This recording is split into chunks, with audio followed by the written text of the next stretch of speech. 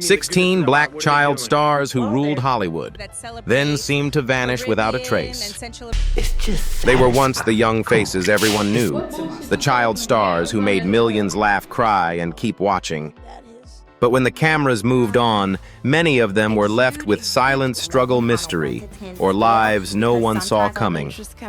Some were broken by fame, some walked away from it, and some were simply forgotten by the same industry that once needed them. Stay with me, because the deeper this list goes, the more shocking, emotional, and revealing these disappearances become. Gary Coleman. Gary Coleman became a television sensation at an age when most children were still learning who they were. On Different Strokes, he was not just another young performer in a successful sitcom. He was the center of the phenomenon. His timing was razor-sharp, his facial expressions were unforgettable, and his delivery turned simple lines into cultural catchphrases that crossed generations. By the early 1980s, he was one of the biggest child stars in America, reportedly earning close to $100,000 per episode, an extraordinary figure for someone so young. To the public, Gary looked untouchable, famous, adored, and financially secure. But that image hid a much harsher truth. Behind the laughter, he was already carrying burdens that no child should have had to bear. His health challenges were lifelong and serious. Because of a rare kidney disease, his growth was permanently affected, and he endured repeated medical treatment across the years. At the same time, the money he worked for was being controlled by adults around him. When he became old enough to understand his finances, he learned that much of the fortune attached to his name had already slipped away. That discovery changed everything. The boy millions of viewers had cheered for was now entering adulthood with betrayal, disappointment, and a shrinking place in an industry that no longer knew what to do with him. How does a child go from being one of the richest young stars on television to fighting for stability before middle age? That question follows Gary Coleman's story all the way to the end. As he grew older, the roles became fewer, the headlines became sadder, and the contrast between his past fame and later life became impossible to ignore. He worked ordinary jobs, faced public embarrassment, and lived under the long shadow of the character that made him famous. Gary did not simply fade. He became one of the clearest examples of how early success can leave deep scars when protection guidance and real support are missing. Tatyana Ali. Tatyana Ali grew up in front of America as Ashley Banks, the youngest daughter on The Fresh Prince of Bel-Air. What made her stand out was not just her sweetness or style, but the way viewers watched her transform over 6 seasons from a bright little girl into a poised young woman. On a series anchored by Will Smith's charisma, Tatyana still managed to create a presence that felt completely her own. She was warm, smart, musical, and deeply likable, and that made her one of the most familiar black child stars of the 1990s. For many viewers, Ashley Banks did not feel like a side character. She felt like part of the family. That is why her path afterward is so interesting.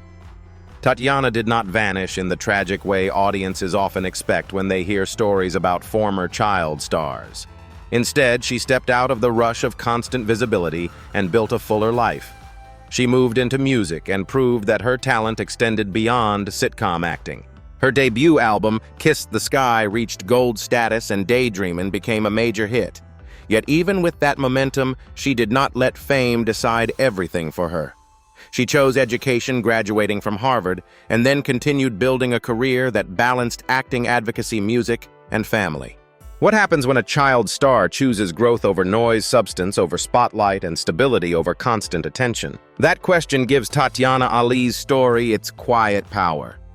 She did not need scandal to stay relevant, and she did not need collapse to become memorable. Her life after childhood fame became something more grounded and far more lasting.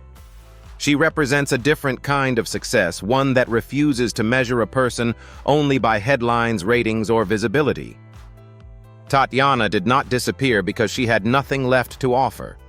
She simply stopped allowing Hollywood to be the only lens through which her life could be understood. Taj Mowry. Taj Mowry belonged to that rare group of young performers who seemed completely at ease in front of the camera. Whether he was playing Teddy on Full House, voicing Wade on Kim Possible, or leading Smart Guy as T.J. Henderson, he gave audiences something very difficult for child actors to sustain consistency. He was clever without seeming forced, charming without becoming overly polished, and believable in a way that made viewers root for him naturally. On Smart Guy especially, he embodied the fantasy of a child genius while still keeping the character warm, funny, and emotionally accessible.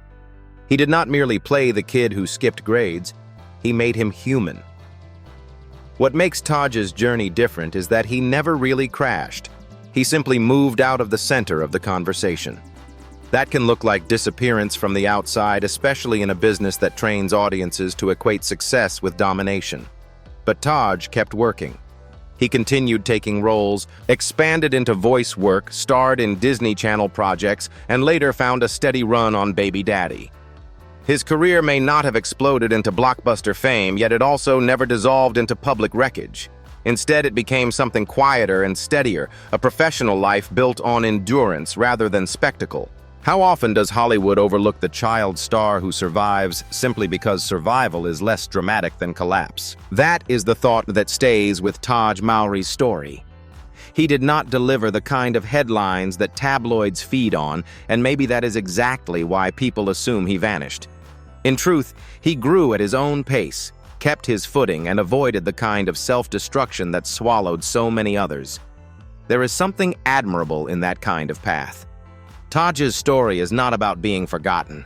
It is about refusing to let fame become a disaster just because the industry finds quiet success less exciting than ruin.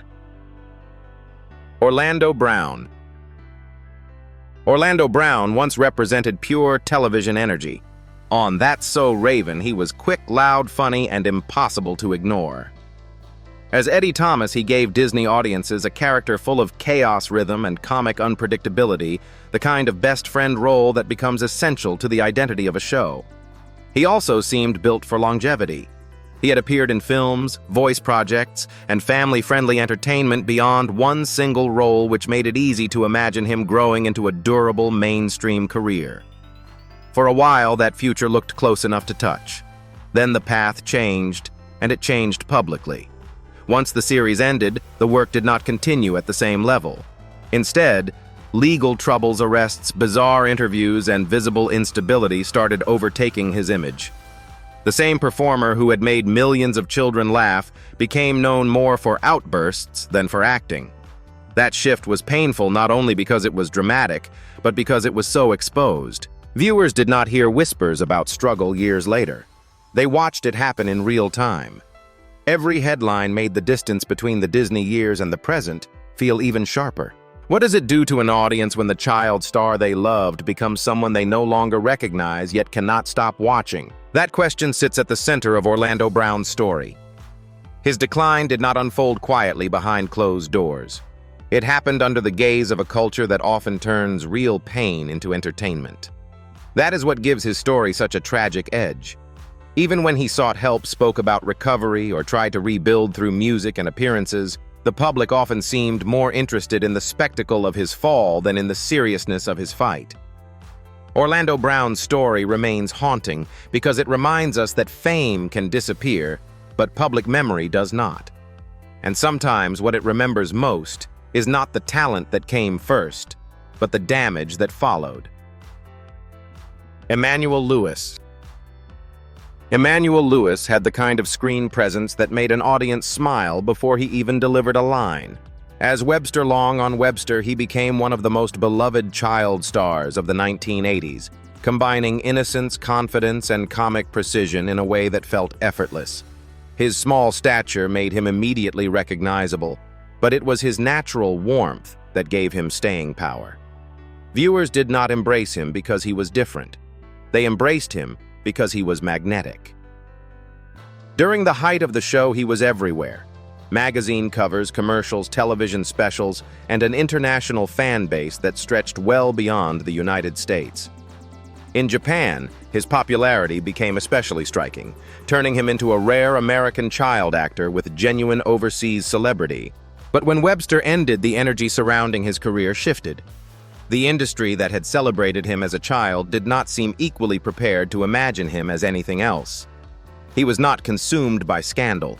He was not buried under chaos. Instead, he ran into a quieter and subtler wall, typecasting limited opportunity and the reality that Hollywood often loves a child image more than the person growing out of it.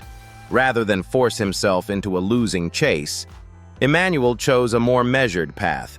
He focused on education, completed college, stayed connected to entertainment in selected ways, and seemed to value privacy over noise. When a child star leaves the center of fame without exploding, why does the public so often assume something must have gone wrong? That question explains why Emmanuel Lewis's story remains so distinctive. He did not burn out. He did not collapse. He simply refused to treat endless visibility as the only proof of worth. There is dignity in that kind of exit, even if audiences are conditioned to mistake quiet for failure. Emmanuel Lewis may have faded from mainstream Hollywood, but what he built instead was something many stars never find: a life that belonged to him more than it belonged to the industry that first made him famous. Lark Voorhees. Lark Voorhees carried a special kind of visibility in the early 1990s. As Lisa Turtle on Saved by the Bell, she represented confidence, style, humor, and a kind of easy presence that helped her stand out in a cast already full of memorable personalities. For many young black girls, she was more than a sitcom character. She was proof that mainstream teen television could make room for a black girl who was fashionable, sharp, and completely comfortable taking up space. That representation mattered, and it is one reason her later absence felt so noticeable. She had not just been famous, she had been symbolic. After the height of her teen idol years, she continued acting for a while, including work in daytime television, but her visibility gradually decreased. Then came the years when interviews began raising concern. The public did not know what to make of what it was seeing. There was confusion, discomfort, speculation, and later a more serious conversation about her mental health. That shift transformed the story around her. She was no longer being discussed simply as a former star who had drifted away. She became a reminder of how often serious health struggles are misunderstood, especially when the person enduring them has already been flattened into an image from youth. How many former teen icons disappear, not because they stop mattering, but because the battles in their private lives become too heavy to keep performing through? That question lives inside Lark Voorhees' story. What happened to her was not a neat tabloid arc about scandal or excess. It was more painful than that. It involved silence, stigma, and the slow reshaping of public memory around a person who had once seemed full of light. Even when she reappeared, there was always a feeling that the audience was looking back at Lisa Turtle while trying to understand the woman standing in front of them now. That tension gives her story its ache. Lark Voorhees remains unforgettable because her disappearance exposed how fragile fame becomes when health enters the frame and image can no longer carry the full truth. Vanessa Baden. Vanessa Baden came of age during an era when children's television still had the power to shape a generation's emotional memory. On Gullah Gullah Island, she became part of a joyful and culturally significant world that helped many children see black family life, creativity, and learning presented with warmth and care. Then on Kenan and Kel, she shifted into a very different comic rhythm as Kyra Rockmore, bringing sarcasm, intelligence, and quick-fire delivery to one of Nickelodeon's defining sitcoms. By the time she was a teenager, she had already built the kind of resume that should have led to a much larger mainstream career. But Vanessa Baden's story is not really about a career fading into nothing. It is about re-entering the world on different terms. After stepping away to focus on school, she made a choice that many former child stars struggled to make. She invested in becoming more than the image people remembered. Education did not close her creative life. It sharpened it. Later, she returned not just as an actress, but as a writer, producer, and creator, willing to tell stories with more depth, especially for black audiences navigating adulthood identity and mental health. That evolution gave her second act far more meaning than a simple attempt to recreate childhood fame. What if stepping away is not evidence of lost momentum at all, but the exact decision that makes a stronger comeback possible? That question is the key to Vanessa Baden's journey. She did not remain frozen in nostalgia, and she did not rely only on old recognition to keep her relevant. Instead, she built new credibility.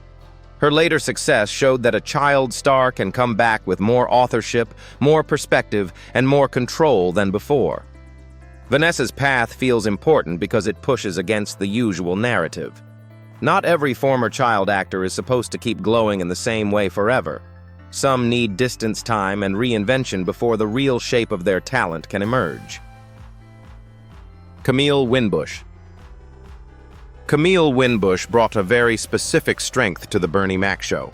As Vanessa Tompkins, she was sharp, expressive, and emotionally believable in a family sitcom that depended on chemistry as much as it depended on jokes. Her character was not there merely to fill out the household. She gave the series an important teenage counterweight, bringing attitude, vulnerability, and realism into the rhythm of Bernie's larger-than-life parenting style. By the time the show became a defining black sitcom of the early 2000s, Camille had already proven she could do far more than hold her own in an ensemble. She had command. That should have opened wider doors. In some ways, it did. She continued working after the show ended, took guest roles, and remained present enough for audiences to know she had not disappeared completely. But she never landed a role that matched Vanessa's impact. That gap is what makes her story recognizable to so many former child actors. The issue was not talent. The issue was what Hollywood chose to do with that talent once childhood was no longer the full story. Rather than wait passively for larger opportunities, Camille expanded sideways. She explored music, poetry, business, and direct communication with fans, building an identity that did not depend on one industry lane. How many young performers are told they are stars, while they are useful only to discover the system has no real plan for them once they grow up? That question gives Camille Winbush's story its edge. She was visible, gifted, and professionally tested, yet the transition never became as large as many expected. Still, her path is not one of defeat. It is one of adaptation. Camille represents a generation of former child stars who stopped waiting for permission to evolve. She took what television gave her, kept her creativity alive, and turned herself into something broader than a nostalgic memory. That matters because not every unfinished Hollywood promise has to become a broken life. Dee Davis. Dee Davis became beloved through something deceptively simple. She felt real. As Brianna Baby Girl Tompkins on the Bernie Mac show, she had the kind of natural presence that cannot be manufactured. She did not seem like a child delivering lines. She seemed like a child living inside the scene. Her expressions, her timing, and her easy chemistry with Bernie Mac gave the series some of its softest and funniest moments. In a show filled with strong personalities, she never got lost. She made innocence memorable without turning it into a gimmick. That is a rare gift, especially for someone so young. And then, almost as quickly as audiences embraced her, she stepped away. There was no public implosion attached to her exit. No scandal, no visible self-destruction, no headline cycle feeding off her transition into adulthood. That absence of drama is exactly what makes her story stand out. Dee Davis chose ordinary life over prolonged visibility. She focused on growing up outside the machinery of celebrity and later moved into motherhood and a private adulthood far removed from the noise that often surrounds child actors. For fans, that choice could feel surprising because they had assumed such a lovable screen presence would naturally keep going. But maybe that assumption says more about the audience than it does about her. Why do we so often expect a child who made us laugh on television to keep giving pieces of herself forever just because we loved her once? That question brings the heart of Dee Davis's story into focus. She did not owe Hollywood a longer run simply because she succeeded early. She did not have to keep performing adulthood for public consumption. There is something powerful in the idea that one of the healthiest outcomes for a child star can be stepping away before the system has the chance to reshape everything. Dee Dee Davis may have vanished from screens, but she did not vanish from memory. Sometimes a short season of joy is enough to secure a lasting place in people's hearts. Marcus T. Paulk. Marcus T. Paulk entered many homes as Miles Mitchell on Moesha, and for a time he seemed perfectly positioned to grow with the audience that watched him. He was mischievous, quick-witted, and naturally comfortable in the kind of family comedy that depends on rhythm and timing. As the younger brother in one of the most recognizable black sitcoms of the late 1990s, Marcus had the advantage of familiarity, and he used it well. He never felt ornamental. He gave the show movement. When Moesha ended, it looked as though he might be one of the few young sitcom actors who could shift smoothly into film and keep climbing. There were signs that this might actually happen. He appeared in later projects, including films that suggested range beyond television, and for a while the transition seemed possible. But then the momentum weakened. The roles became smaller. The cultural pull faded. He was still around, but not in the same way. That in-between state can be harder to define than a dramatic downfall because it lacks one single moment of collapse. Instead, it feels like a slow dimming. Later legal trouble only added another layer of difficulty, pushing attention away from his early work and toward problems that overshadowed the promise many people once saw in him. What happens to a former child favorite when the world does not quite reject him, yet no longer knows how to imagine him either? That tension is what gives Marcus T. Paulk's story its peculiar sadness. He was not entirely gone, yet he was no longer central. He kept trying, kept appearing, kept moving, but the spark of inevitability had faded. That matters, because so many child stars do not vanish in one loud moment. They drift into the margins while the audience keeps remembering the version of them that once felt full of possibility. Marcus's story captures that exact feeling. It is the ache of almost the frustration of partial continuation, and the quiet sting of realizing that recognition in childhood does not automatically open the door to permanence. Brandon Hammond. Brandon Hammond had the kind of talent that made adults pause. In the 1990s, he stood out not because he was merely cute or expressive, but because he carried emotional weight far beyond his years. In films like Soul Food, he gave performances that felt thoughtful, grounded, and strikingly humane. He did not play children as caricatures. He played them as full people alive to hurt loyalty, fear, and love. That difference gave him unusual respect at a very young age. It also created the expectation that he would move naturally into a substantial adult career. His gifts seemed too clear to waste, and yet his name slowly receded from mainstream Hollywood. What makes his story unusual is that it did not come with public scandal addiction headlines or a visible crash. He simply shifted course. As the acting roles thinned, he began redirecting his creative energy into writing and filmmaking. For some viewers, that kind of disappearance can feel mysterious because it defies the dramatic template people expect from former child stars. But there is another way to read it. Maybe Brandon Hammond did not lose his connection to storytelling at all. Maybe he just got tired of borrowing other people's scripts and decided he wanted to shape worlds himself. How often do we mistake a quiet change in direction for a disappearance, simply because the camera is no longer pointed at the same face? That is the thought that gives Brandon Hammond's journey its elegance. He may have stepped away from mainstream acting, but he did not step away from art. He re-entered it through a different door. There is maturity in that choice, and maybe even freedom. Hollywood did not get to write his entire future for him.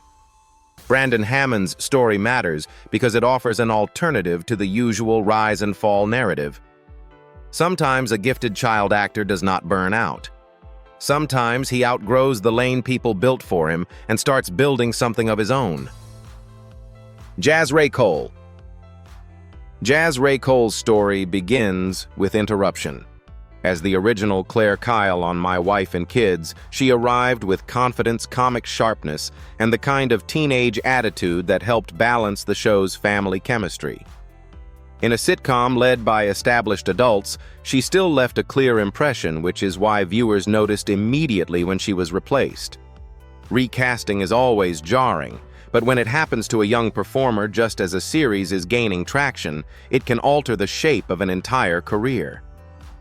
For a long time, that abrupt change defined how audiences remembered Jazz. She became the actress who was there first, then suddenly was not. What makes her story compelling is that the departure did not turn into destruction. It turned into delay. Rather than spiraling, she kept working where she could, took smaller roles, and continued training in dance and performance while the larger spotlight moved elsewhere. That kind of patience is rarely celebrated because it does not produce instant drama. But over time, it mattered. She returned in meaningful ways, found stronger material, and proved that being pushed off one fast-moving track does not necessarily end the journey. In fact, it can force an artist to become more resilient, more layered, and more prepared for the next chapter. How many careers look finished from the outside when they are really just moving through a painful detour? That question is the heart of Jazz Ray Cole's story. She lost a highly visible role early, and for many people that became the headline. But a headline is not the whole life. Her later work showed growth range and staying power that a younger version of her may not yet have had the chance to reveal. Jazz's path matters because it reminds us that setbacks in Hollywood can freeze public perception long after the person involved has moved forward. She may have vanished for a while, but she did not disappear from the craft. She kept building, and eventually the work began speaking again. Rachel True. Rachel True occupies a unique place in this list because her disappearance was never total, but the silencing around her was real. For many viewers, she remains forever linked to the craft, a film that grew into a cultural landmark and gave her a place in one of the most iconic teen ensembles of the 1990s. As Rochelle, she brought intelligence, tension, and emotional force to a story already loaded with outsider energy. Later Half and Half gave her another memorable role and showed that she could carry comedy as well as mystique. On paper, that should have produced a much larger mainstream run. Yet her trajectory never matched the level of recognition her work seemed to deserve. Over time, Rachel spoke candidly about exclusion, marginalization, and the structural racism that shaped her experience in Hollywood. That honesty changed the way many people understood her career. It was no longer simply a question of why she did not become a bigger star. It became a question of what the industry withholds and from whom. When a talented black actress can help define a cult classic and still not receive equal support afterward, the silence around her stops feeling accidental. How many performers are said to have faded when the truth is that the spotlight was never offered to them in equal measure to begin with? That question gives Rachel True's story its lasting charge. She did not disappear because she lacked talent, screen presence, or cultural impact. She was navigating an industry that often narrows opportunity long before the public notices the narrowing. What makes her journey compelling is that she refused to stay flattened by that reality. She built a life around acting, writing, spiritual work, and direct connection with her audience. Rachel's story matters because it reminds us that vanishing from Hollywood can sometimes mean surviving an environment that never intended to make full room for you in the first place. Shadia Simmons. Shadia Simmons entered family entertainment with a calm intelligence that made her performances feel unusually grounded. In The Color of Friendship, she carried emotional material that required far more than charm. The film dealt with race apartheid and cultural misunderstanding, and Shadia brought a level of maturity that gave the story credibility for young viewers. She also moved through lighter projects and youth series with ease, proving she had range across very different tones. By the time she reached late adolescence, she had all the ingredients of someone who could have kept building in film and television for many years. Instead, she stepped away. That choice can be hard for audiences to understand, because fame teaches people to imagine visibility as a reward that should never be surrendered. But Shadia seemed interested in something else: depth education, and a life not entirely dependent on being watched. She pursued higher learning, moved into teaching, and redirected her gifts toward the classroom. To some people, that kind of transition sounds like a loss of momentum. To others, it sounds like clarity. She had already proven she could perform. The more surprising move was proving she could leave. What if the bravest response to early fame is not to fight for more of it, but to choose a life that feels more meaningful than being recognized? That question gives Shadia Simmons' story its quiet beauty. She avoided the disasters people often associate with former child stars, not by luck alone, but by making decisions that valued long-term purpose over short-term visibility. Her work as a young actress remains cherished, but it is not the whole picture. The fuller story is about someone who saw that applause was not the only form of influence available to her. Shadia's life after screen success matters because it challenges a false hierarchy. Teaching, guiding, and building a grounded life are not lesser endings. For some former stars, they may be the strongest endings of all. Rodney Allen Rippey. Rodney Allen Rippey became famous in a way that now feels almost impossible to recreate. Before the era of social media and carefully managed child branding, he captured national attention through pure charm. One commercial, one line, and one unforgettable image were enough to turn him into a household name. As a tiny boy holding a hamburger that looked enormous in his hands, he became part of America's cultural vocabulary.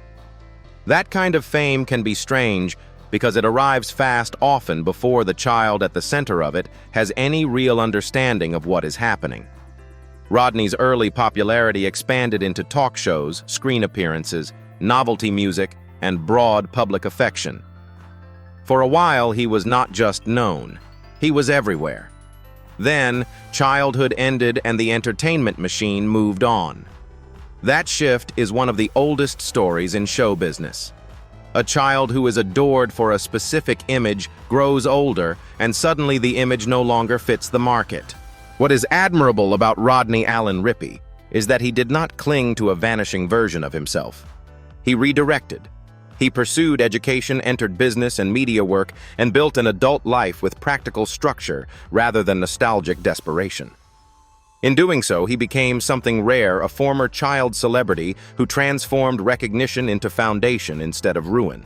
How many children become famous for being instantly lovable, only to discover later that real success depends on becoming something the public never expected? That question gives Rodney's story its meaning. He did not stay in Hollywood long enough to become a tragic cautionary tale, and maybe that was part of his wisdom. He understood, whether consciously or not, that fame is not always a home. Sometimes, it is just a doorway.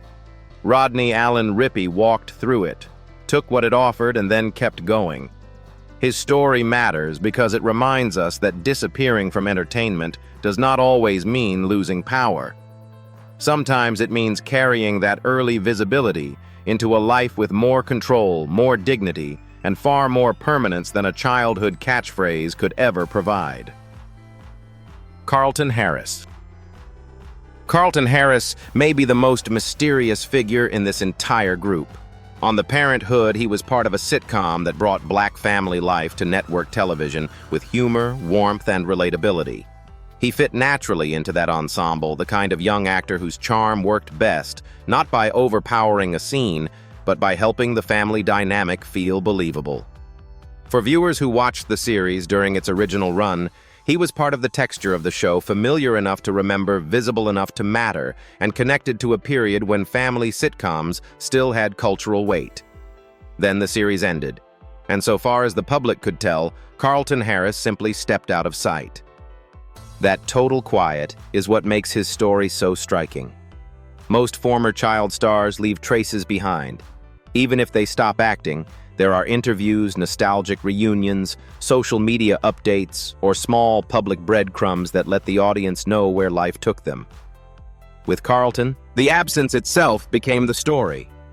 There are no major scandals attached to his name, no heavily documented collapse, and no loud attempt to return. In an era when visibility is often treated like a permanent condition, his silence almost feels radical.